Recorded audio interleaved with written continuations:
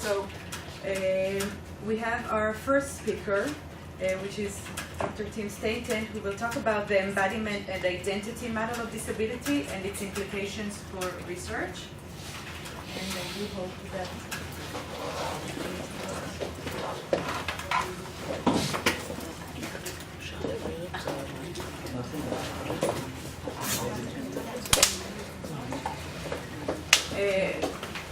if anyone, I don't know how Tim, if I go by yesterday, but he will say for himself if you would like questions throughout or just at the end. But just to say, if someone does want to ask question and really prefers Hebrew as you did just now, we will of course translate. Okay. Well, we had a bit of an awkward moment the other day when we discovered Ronnie was basically doing the same presentation as I was doing, and he was first. And of course, it raises some problems in that they very kindly spent a lot of money to bring me here, so I have to say something.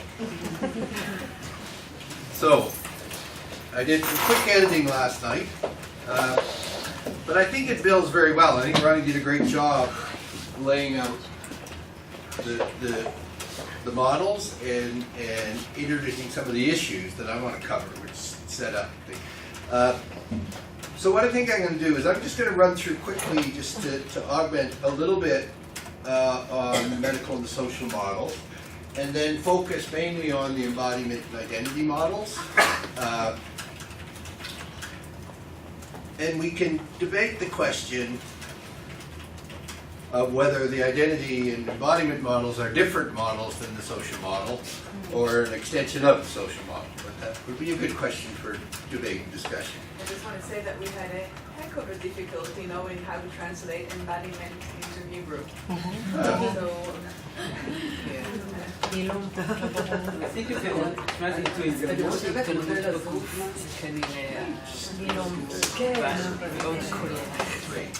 So yeah, feel free to interrupt me or ask questions. I mean, to be honest, the embodiment and identity models get fairly complicated fairly quickly, theoretically.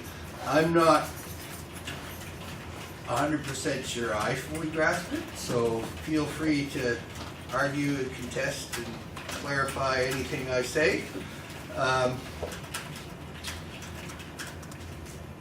think I'll just skip through some of these issues. And just a couple other points around, as Ronnie said, the medical model really is located within the person, deviation from the norm, ignores the impact of social arrangements, and really has a response which is about fixing that individual, a curative or ameliorative kind of intervention. So obviously that creates a certain dilemma for those who can't or don't want to be fixed, right? So the result is, so if a medical intervention, try to fix something, you can't fix it, where does that leave the person, right? And that's in large part what creates this sort of charitable or exclusionary response, right?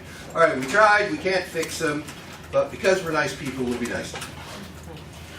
But we're also positioning as very much damaged goods, almost human, other than us, because we can't fix them. Just one other point, that really we talk in disability studies, we talk about the medical model as if somebody sat down and wrote the medical model. So it's really important to recognize that the medical model you won't find written down by anybody from the medical models. It's really, because it is the dominant or the hegemonic norm, it's invisible to society in the same way patriarchy, other kinds of oppressions are. So part of our role, and part of the job of the social model, is to make the invisible visible. Okay? So the social model really kind of came out of a couple of things. There was, the US had a trend that was slightly different called the minority group model. The social model, as we kind of define it now, was really, as Ronnie said, it was a political model. It wasn't an academic model originally. it was largely came out of a group called UPS, the Union of Persons with, Against segregation. Against segregations. yeah, and it was an organization in the UK of largely people with physical disabilities. Okay, and that's really important because some of the challenges of the social model revolve around how well it applies the further you move away from a physical disability perspective. It was also mainly men. It was also mainly men It was that mainly men. dominated that group, and there is also the feminist perspective against. Yeah, I think that's an excellent point. It was very many, Mike Oliver and some of those others who became associated with it. So it was a very male And white. developed model. And white. And white.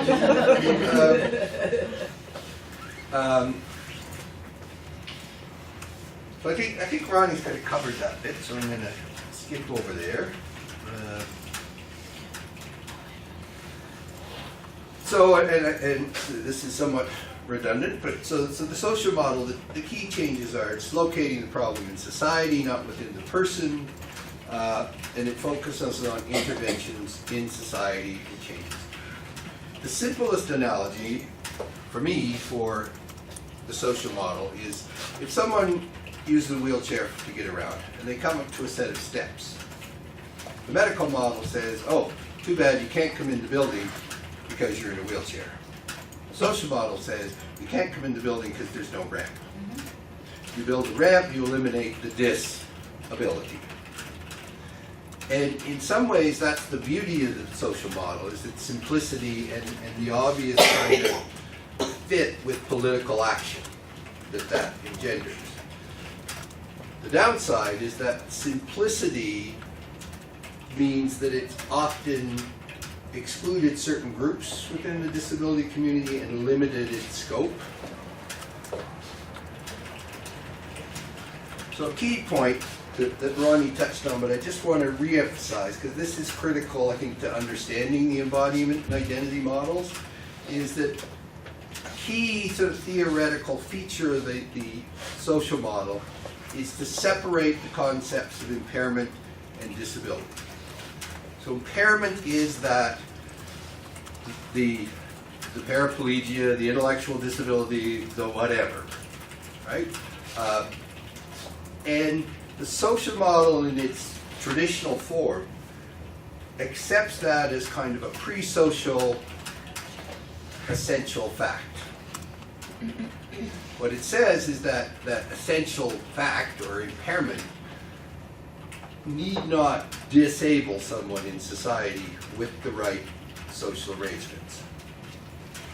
Okay, so then that key sort of theoretical tenet is really the site of contestation, if you like, with the embodiment and identity models. So, sorry, this is a little bit small. So the social model, has actually always had trouble including people with very complex disabilities, intellectual disabilities, where this simple dichotomy of impairment and disability doesn't always work. And in fact, in more later writings of the key social model, Ben, they acknowledge that. Well, it may not totally apply to some folks. And we see that in the political movement, that people with intellectual disabilities, people with very complex disabilities who often have more difficulty communicating, have not been prominent, nor have their issues been prominent within the mainstream disability rights movement. They tended to be excluded. And part of the argument is that is a natural consequence of the theoretical foundation that's been laid. It's sometimes also led to questionable positions, not necessarily questionable. I mean, from a strategic point of view, they often make sense. But I don't know about Israel, but in North America, the position around employment has been that everybody can work and everybody can be gainfully employed at regular wages. Now, if there's a strategic position, that's a useful point to take. The reality is, if you have someone who has a very, very severe intellectual disability, doesn't communicate, needs extensive support, they're unlikely ever to be employed in the traditional full wage, full employed kind of sense. So they kind of get left out of that picture, right? One of the debates in my own province has been, we have a system of disability supports which is quite generous in allowing people to work without losing their benefits up to about $800 a month, which is almost double what their disability pension is. Well, because of politics, the movement has never wanted to emphasize a strategy of saying, let's maximize people's $800 a month, which would be a significant economic gain for a lot of folks with intellectual disability. But because of the politics and the positioning that says everybody can work at real jobs for real pay all the time, that kind of position hasn't been one that sat well with the movement. And again, I would say that's a direct consequence of the models that we've been using. So, starting really in the late 80s, early 90s, some feminist scholars started to question the traditional social model. So people like Jenny Morris and Susan Wendell and Rosemary Garland Thompson started to question what they saw as a diminution, too early to say that word, To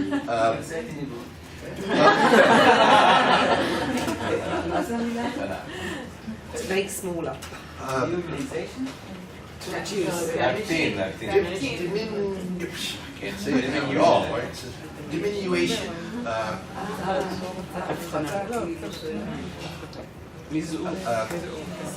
Reducing the importance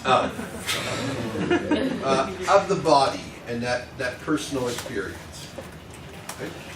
So they started to say that, you know, you can't just pretend that I don't experience pain in my body. That is not purely a social construct. That's not going to go away with social arrangements. But the way the model has been set up, it removes that from the debate, if you like, because it's not amenable to social repair. It gets forgotten. And it's really a logical extension of traditional feminist thinking of the personal is political. So feminists said that the social model actually diminishes what has been the core traditional political strategy of the feminist movement by removing the personal to a large extent, or the body particularly, from the equation.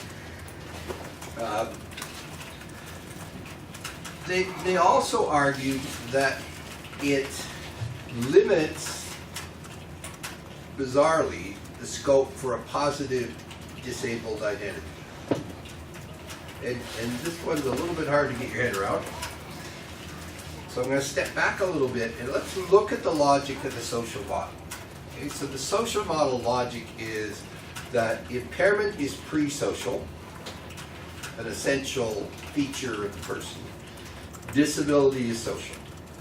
It's a very straight ahead dichotomy.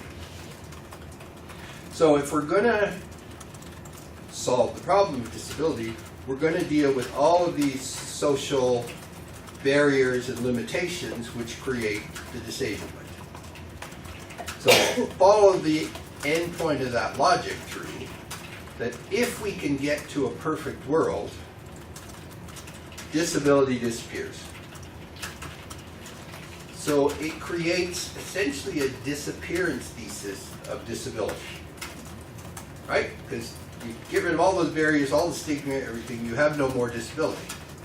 Impairment remains, but in the model, impairment is pre-social, right? So we have a limited ability to actually interrogate or look at that phenomenon. So an analogy would be if we said the way to solve racism is to make everyone in the world colorblind. It would solve the problem, right? So who? Yeah. And I think most people of color would say, yeah, but being black is part of who I am. In the same way women say, we can't have a justice system or a social arrangement which ignore gender. That the traditional liberal equality, which basically is, the analogy is a colorblind justice, is where we're going to get rid of any inequalities in a system based on race, gender, or whatever, is the nature of justice. And in the same way, feminists criticize that and say, no, my identity as a woman, or my identity as a black person, is something that needs to be part of and recognized within the justice system, rather than eliminate it through a traditional liberal equality. So traditionally we call that a substantive equality rather than a formal equality. I'm going to stop there because that's kind of a lot complicated, just to make sure everybody's still with me.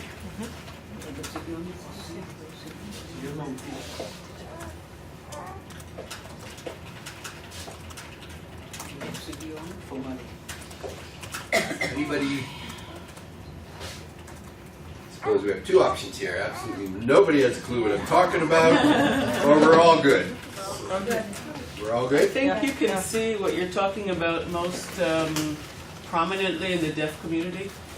Well, the deaf community is a very good analogy because, as most of you would know, the deaf community don't consider themselves part of the disability community. They're an independent, identity-based, largely linguistic, identity-based cultural group.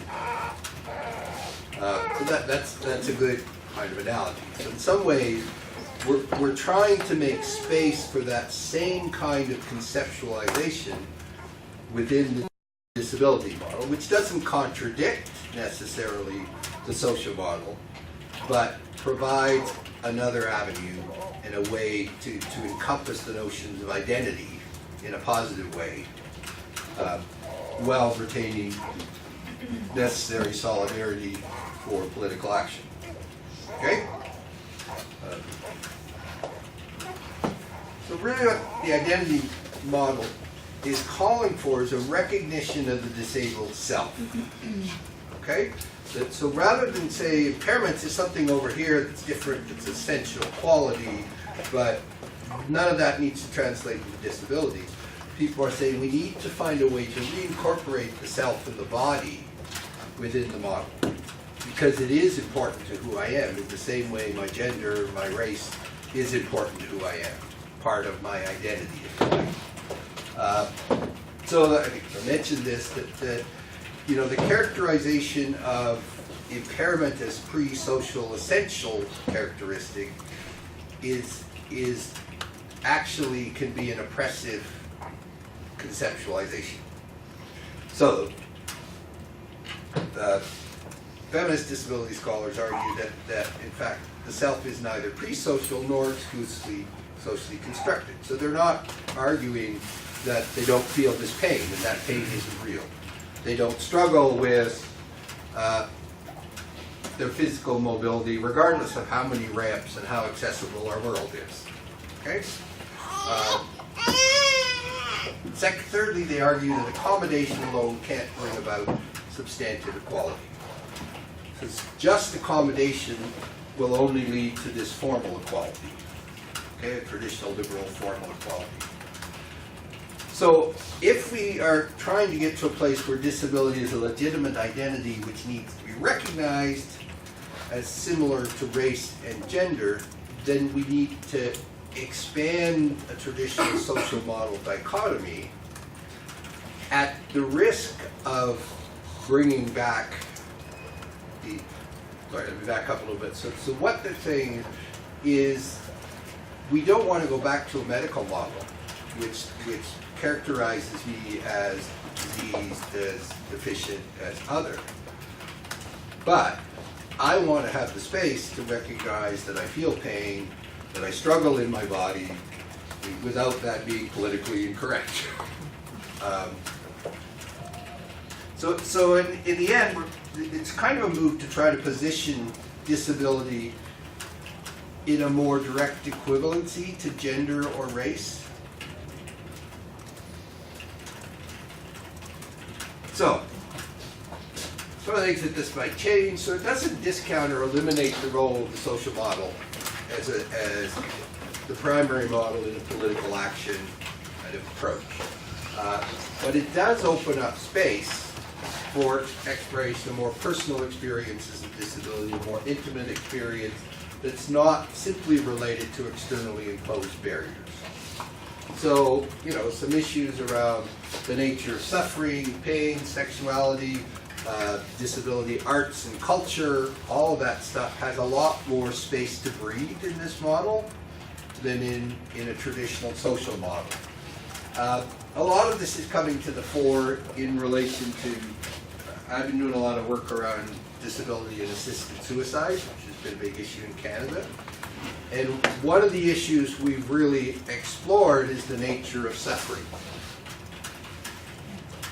and the role of suffering in human identity and that kind of stuff. Because the traditional approach, one of the things that politically we've struggled with, traditional utilitarian logic in ethics says suffering is bad, therefore the elimination of suffering is good, therefore allowing disabled people to be assisted in suicide is a good thing because it ends their suffering.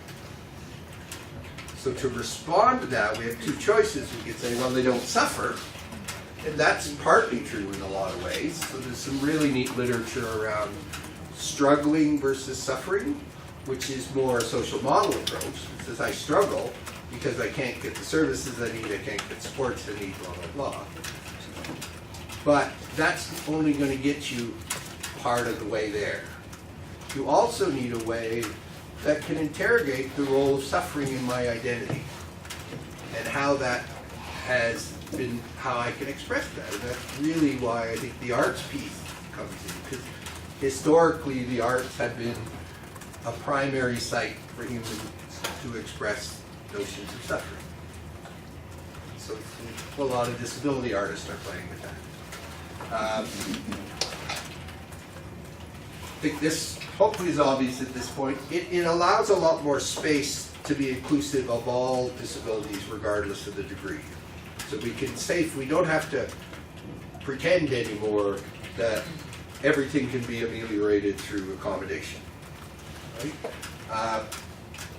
And ultimately, it hopefully provides a basis for a more positive and enduring basis for a group solidarity based on a substantive disability identity in the same way that the women's movement, the civil rights movement, and other movements have had. But the social model has somewhat inadvertently limited the scope of that. That goes back to what I was saying, the fantasy world, and if we eliminate all the barriers, disability disappears. Not a really strong basis for an identity politics. Anybody still sort of with me? Okay. I'm kind of on the edge of my seat here too, so I have some. Hopefully we have a robust debate. I think it provides a much stronger basis for exploring intersectionality. So there's been a lot of work and talk around how women's movement, the civil rights movement, disability rights movement can work together. And I think this kind of approach allows us a stronger basis for that, but also for exploring within oneself issues of intersectionality. So I'm not just a disabled person, I'm a disabled black woman. I'm a disabled Jewish woman. It allows us a more equal footing, if you like, for those competing synthesized identities within a self. Okay? I think it provides a more a robust basis for a positive assertion of a disabled identity. and I think provides a stronger basis for challenging social exclusion, stigma, and diminished personhood.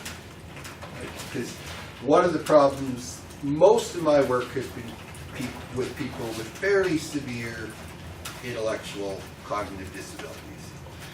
They'd never fit well within a social model, right?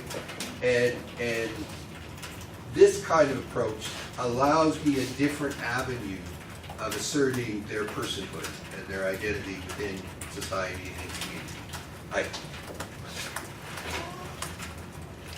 So just going to give you a quick case example of sort of how this might work in reality and give us a different sort of views.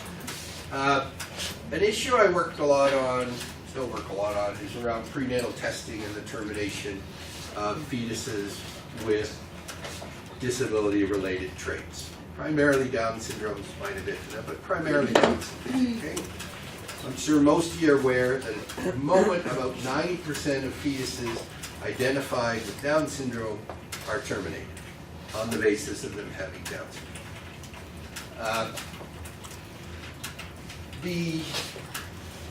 The response from the disability community to this was problematic. The primary response or argument from the disability community was something called the expressivist argument. Okay, and basically that was an argument that it's wrong to terminate these fetuses because of what it expresses in terms of attitudes towards disability and the impact that will have on persons currently living with disability. Okay? Now, there were a couple of reasons the argument went that way. One was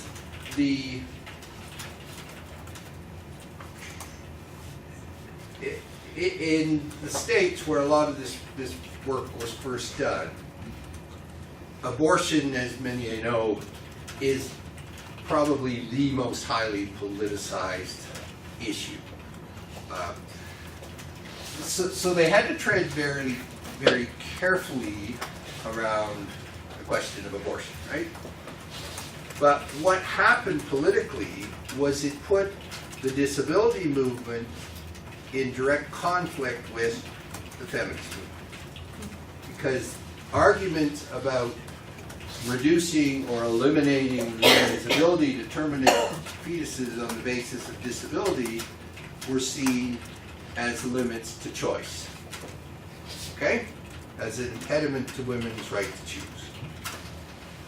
And it's gotten much better, but certainly in the early years of the debate and the political organizing around this, feminists were not lined up very well with the disability community based on this question of choice. And part of that was because the way we had the social model did not allow us a way to discuss the actual fetus.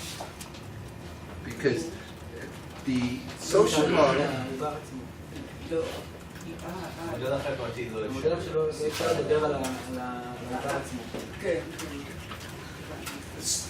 because what is being identified in prenatal testing is impairment. Right? You're not identifying disability, you're identifying impairment in social model terms, right? So you're identifying Down syndrome, spina bifida, because it's pre-social, and if disability is socially determined, then there is no logical way you can describe this fetus as a disabled fetus. Right, but the social attitudes towards the fetus are already there.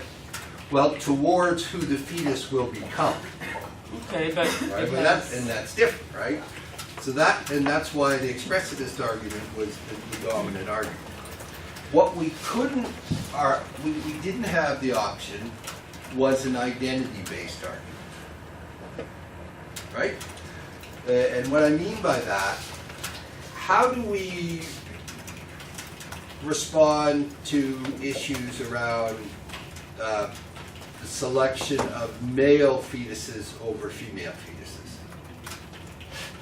Right? So even the most pro-choice advocate generally is not comfortable with the phenomena of selecting for sex. Okay? Because it's discriminating against a specific identity. Right? So by being able to characterize the fetus as part of an identity category equivalent to gender, it opens up a different line of argument for us that allows us to say, by terminating fetuses identified as having Down syndrome, is equivalent to terminating female fetuses. So you can see that how that shifts the politics. It is a much, to my mind, a much stronger argument, and actually is one that has helped resolve this, not totally by any means, this conflict around this issue with the feminist movement, because that's something they can understand. Right? So we say, all right, logically you now have two choices. You can either not contest the selection of male fetuses, or you can accept that the selection of fetuses without disability-related traits is equivalent to selection of gender, and understand our opposition to the practice. It's fairly complicated, but you with me on this? But I think one of the important points you made is that even if this specific fetus is not yet born, the implication for the identity of all individuals that carry this identity and have already been born, this is a very, very strong implication for others that hear about the possibility, what does this say about me? I was not terminated, what does this imply about me? And this is It just, I think, gives us a much stronger and expanded argument than we had available from a pure social model, right? And hopefully, I'm hoping this little example kind of gets some of the subtleties of what an embodiment identity model provides us with beyond what we get with a pure social model. Okay, so that's a quick little example. So in terms of some of the research implications, I think we've kind of talked about this, that it opens up a lot more scope for personal exploration, experience of disability without falling back on a medical model approach. For example, I have a PhD student who's discovering or examining positive sexuality of women with disabilities. Right? So it's not about how do you accommodate, it's not about stigma, it's about, you know, how do women with disabilities experience sex, and do they experience it differently, and how do we promote the sexual rights of disabled women. So in this kind of model allows us to explore all the complexities of the body and all of that stuff in a positive kind of way. So it's not about, all right, what kind of devices do we need so that disabled women can have sex? It's about how do they experience it, and how do they enjoy that in the same way others kind of enjoy it in a much more intimate sort of way. So it gives us a little different, more scope. I think it provides a lot broader scope for research and more inclusive in terms of cross-disability groups. And I think it can provide a more positive basis for representations of disability. So if the medical model calls here, the social model calls for an end to externally created barriers, what the embodiment and identity model allows for is one to embrace and positively promote their identity as a disabled person, rather than simply as an oppressed minority that if we can get rid of the oppression, disappears. And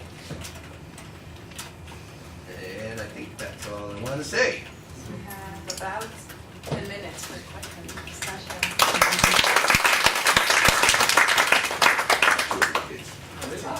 Let's guess. Oh, a long time ago though, right? Long time.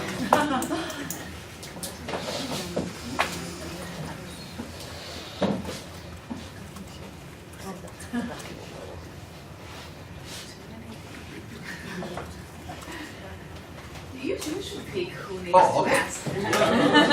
I won't be the fast. You do need to talk loud. I don't hear all that well. Please talk loud after you. I will ask in Hebrew, please.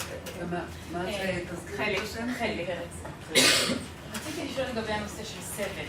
אם ידוע למשל שתסמונת מסוימת מביאה המון סבל פיזי לאדם, איך אנחנו מתייחסים לזה כאשר מגלים את התסמונת הזאת בזמן העוברות? Asking about the issue of suffering, what do we do in cases when there is a specific syndrome that we know that does cause a lot of suffering, a lot of pain, and we know this a priori? How do we deal with it in that fetal stage? Yes, so you're talking about that there are, very, very rare syndromes that people will be in intense pain and live very short lives. I don't have a magic answer. In what I do know to some extent, and not necessarily in that intense pain, but we've had cases of kids who are born with conditions where they will die, within 2 weeks, 3 weeks, 6 weeks. What some of the parents have said and done is they have argued that time is not necessarily a relevant factor in terms of their love of their child.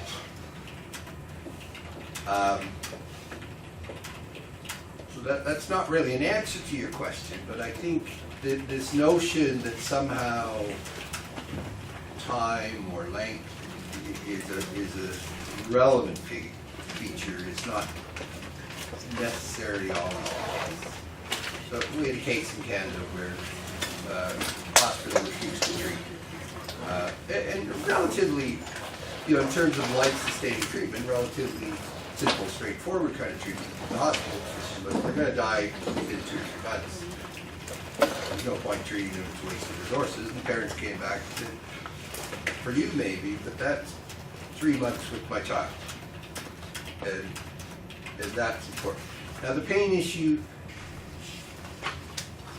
does complicate things, but I think the risk is we use what is a rare outlier case as the basis for a much broader set of cases.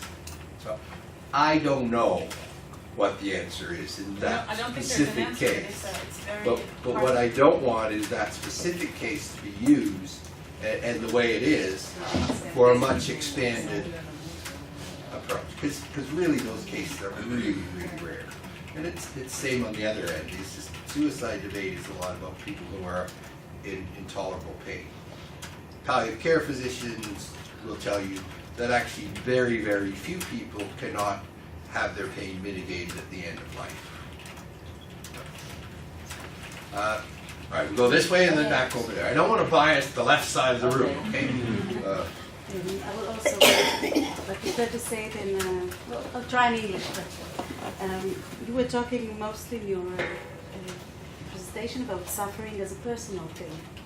And I was wondering if suffering is a personal thing or it sits somewhere between the personal and the political or the social. I think it's probably a whole mix of those things. Yeah, 'cause I can understand pain can be personal, but I'm Yeah. not sure suffering is not תוצאה, result of something, connection with society. Yeah, and I mean, again, none of this stuff is simple. I do really think highly of a lot of the literature that there's a lot. There's a couple of U.S. feminist scholars who have written quite, I can't do their name right now, who put the position, I'm not suffering, I'm struggling, and I'm struggling because I don't have sports and stuff. So then that one's fairly easy. That's kind of a classic social model. approach, right? So that one's fairly easy to deal with. The physical pain and suffering, I think, is where it cannot be ameliorated. So say we've done everything you can do and it's still there. I think that's really not something you can generalize about. I think that's such a personal experience and how people interpret that and how people want to use it. Some people will use pain as a basis for growth, for enlightenment. For others, it's none of those things. And so I don't know that you can generalize. I think where the biggest problem for me is the existential suffering, which is the existential suffering. I don't know how to say that here. And in fact, for instance, I just read a piece the other day in the Netherlands. The rate of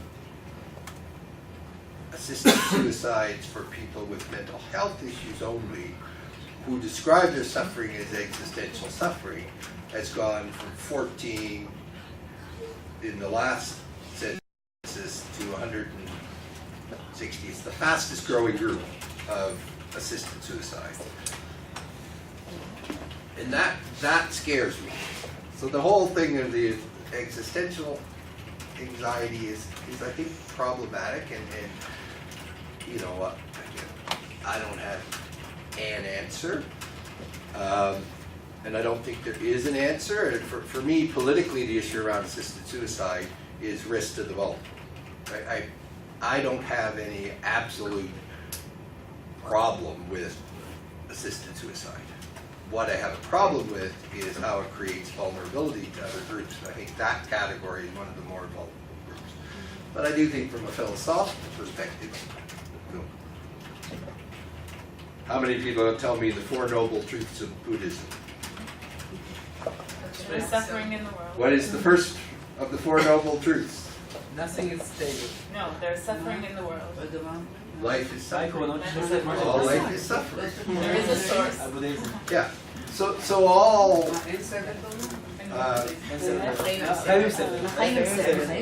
No, there is. יש סבל בעולם. Yes, סבל. לא.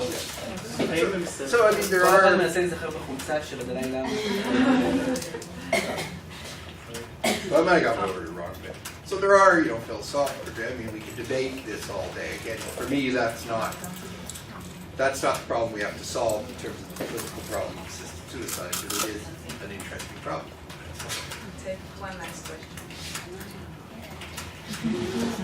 Just wanted to understand better what is the role or responsibility of the society according to the identity model.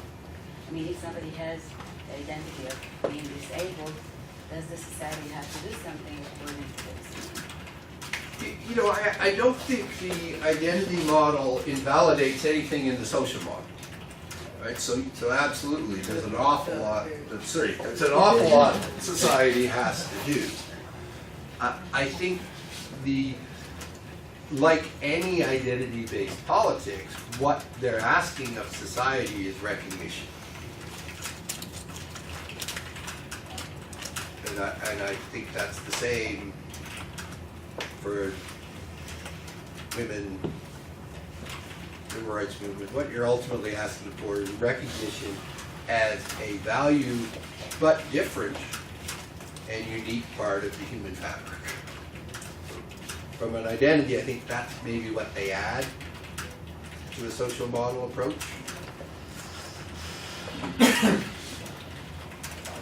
Okay.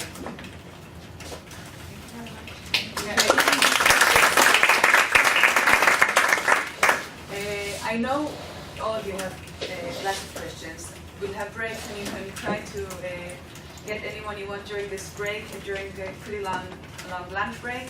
And anything you don't get answered, these guys will have 3 weeks in Armenia that have lots of free time to answer questions.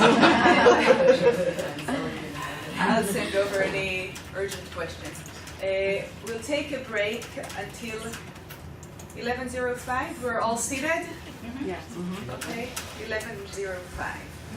And Lily will put a presentation up, and you can have coffee and cookies. Okay.